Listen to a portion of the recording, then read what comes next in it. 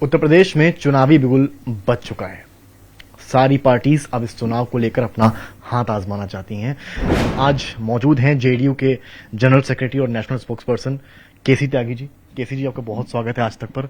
त्यागी जी, सबसे पहला सवाल मैं आपसे ले रहा हूं, यूपी इलेक्शंस नजदीक हैं, जेडीयू की क्या तैयारियां हैं, आपकी क्या तैयारियां हैं?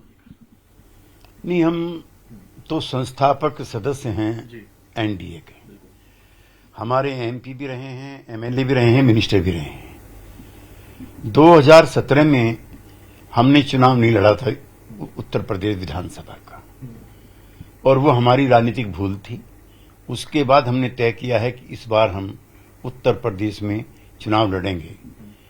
हम सोचते हैं कि जो समाज के वंचित समाज के लोग हैं, marginalise section of the society हैं, महादलित हैं, अति पिछड़े हैं और किसान हैं, इनको जिस तरह का न्याय मिलना चाहिए, साझेदारी मिलनी चाहिए, उसका अभाव है। बिहार में इन वर्गों की इफेक्टिव साझेदारी है। राजकाज में इनके आरक्षण भी हैं, महिलाओं के भी आरक्षण हैं। तो उत्तर प्रदेश में हम लोगों ने 200 सीटें चिन्हित की हैं, जिन पर हम अपने उम्मीदवार उतारेंगे। ज्यादातर उम्मीदवार कृषक वर्ग और समाज के जो पसमानदा कमजोर तबके हैं उनके होंगे। सर, जैसा कि आपने बताया, आप इलेक्शंस में जो है पार्टी आपकी उतरने को तैयार है। इंडिपेंडेंटली उतरेंगे या किसी पार्टी से अलायंस कर सकते हैं यूपी चुनाव में? देखिए, अलायंस तो हमारा भारतीय जनता पार्टी के साथ रहा है। वो अगर इसे उपयोगी समझेंगे तो हमारी पहली प्राथमिकता जाहिर है भाजपा होगी। लेकिन सकारात्मक संदेश अगर नहीं होते हैं तो हम 200 सीटें तो हम लड़ेंगे। और जो इन तबकों की पार्टियां हैं, उत्तर प्रदेश में दर्जनों पार्टियां हैं जो समाज के कमजोर वर्गों के प्रतिनिधित्व होने का दावा और वायदा करती हैं, उनके साथ भी तालमेल कर सकते हैं अगर कोई प्रपोजल हमारे पास आता है। लेकिन हम चुनाव जरूर लड़ेंगे। नंबर 1 पे भाजपा मान लें हम, नंबर 2 पे आपने कुछ सोचा कि अगर भाजपा के साथ बात नहीं बनती है तो क्या? नहीं, हम अपना जो गठबंधन का धर्म है उसको भी नहीं छोड़ेंगे। हमें एहसास है कि हम भारतीय जनता पार्टी के साथ बिहार में गठबंधन में हैं, लिहाजा भाजपा की जो घुर विरोधी पार्टी हैं, सपा बसपा, उनके साथ गठबंधन का कोई सवाल ही पैदा नहीं होता। आप मुलायम सिंह यादव जी से बहुत क्लोज रहे हैं, आपके पुराने ताल्लुकात रहे हैं। क्या सपा की तरफ से, अखिलेश यादव या मुलायम सिंह जी की तरफ से कोई भी आपके पास ऐसा हिंट आया हो कि आप इस बार यूपी चुनाव साथ में लड़ें? नहीं, चूंकि हम एनडीए में हैं इसलिए सपा एनडीए विरोधी पार्टियों में शुमार होती है।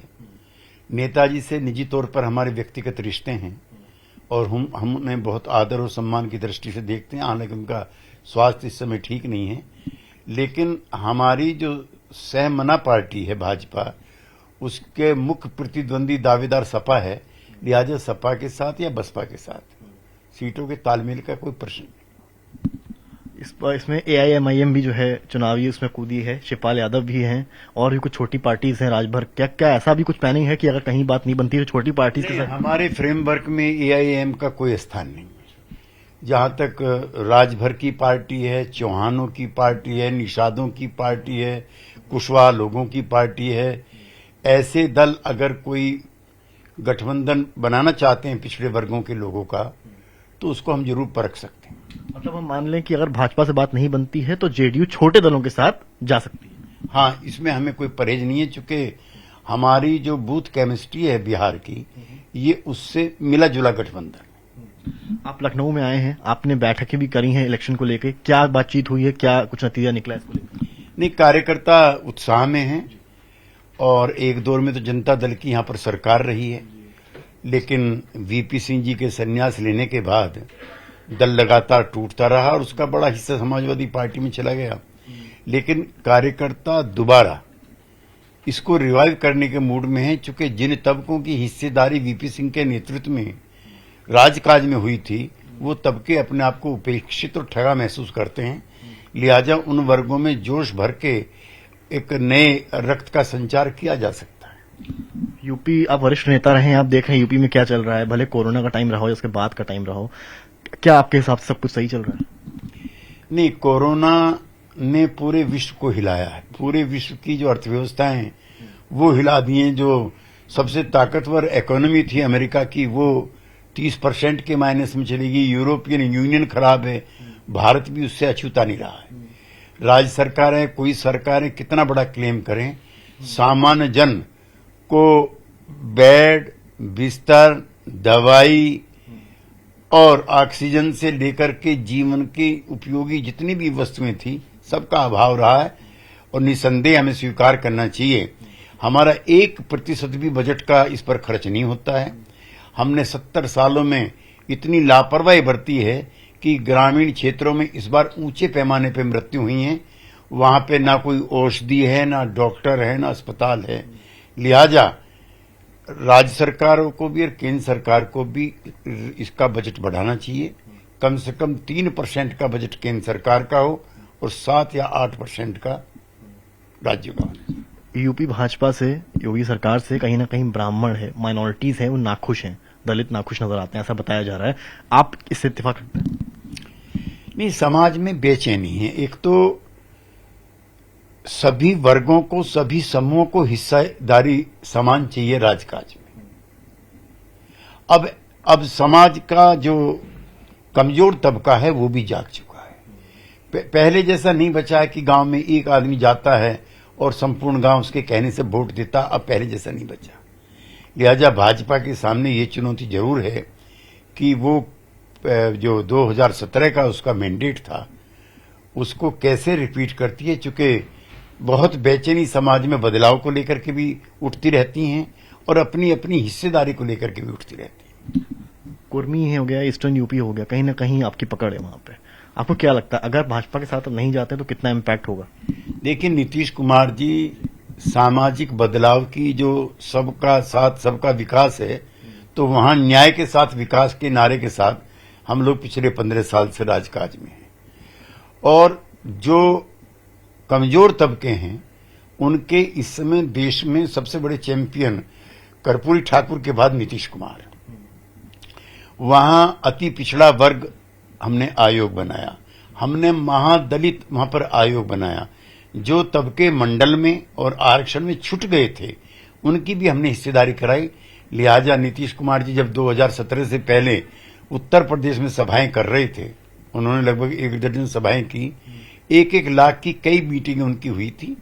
और हमें उसी के बलबूते पे यकीन है कि हम चुनाव में उतरेंगे तो हमारी पार्टी चुनाव में अच्छा परफॉर्मेंस करेगी। मायावती को जो है भाजपा की पार्टी भी बताया जा रहा है, जिस तरह के बयान या ट्वीट्स आ रहे हैं, आप कितनी सहमति है आपकी? देखिए, मायावती जी जिस आंदोलन से निकल करके आई हैं वो डॉक्टर अंबेडकर का समाज परिवर्तन का नारा था, जिसको काशीराम जी ने उत्तर भारत में बढ़ाया। मायावती जी ने भी दलित वर्गों के सोशल और इकोनॉमिक एम्पावरमेंट के लिए कई काम किए, लेकिन उनके पार्टी चलाने का तौर तरीका वो पार्टी के न कार्यकर्ताओं को पसंद है और न नेताओं को पसंद है। इसलिए ऊंचे पैमाने पर वहां से लोगों का जाना शुरू है और आज की तारीख में वो सत्ता की गंभीर दावेदार है। मैं ऐसा नहीं मानता। अगर इनकेस जेडीयू और बीएसपी मिलते हैं, अगर इनकेस, तो क्या कुछ इम्पैक्ट हो सकता है?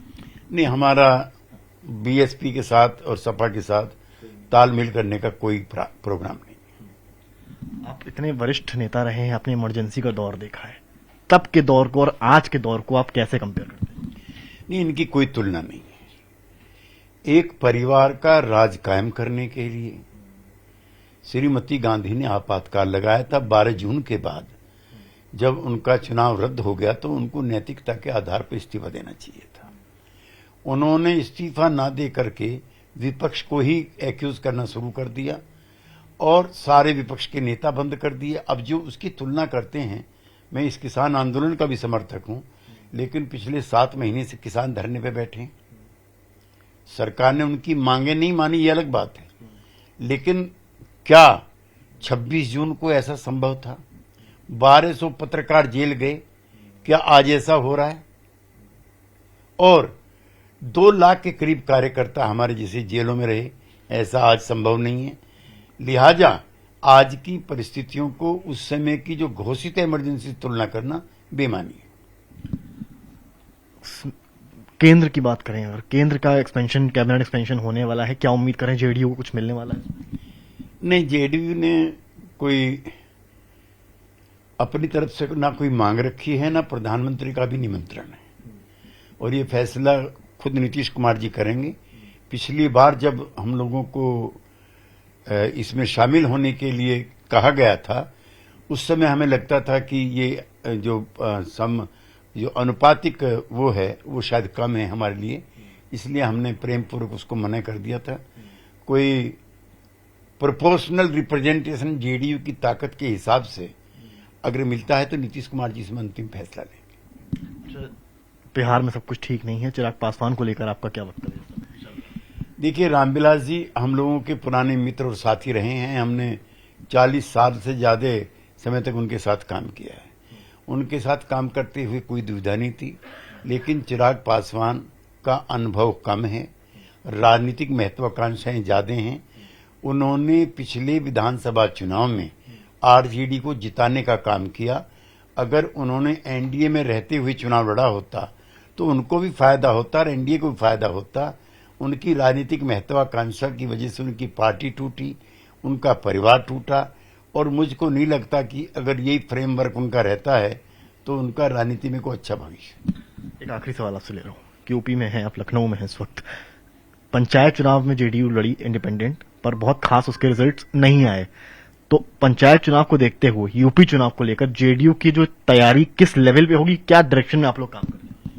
देखिए, हम लोग लंबे समय से लोक दल में, फिर जनता पार्टी, जनता दल में सब काम करते रहे हैं।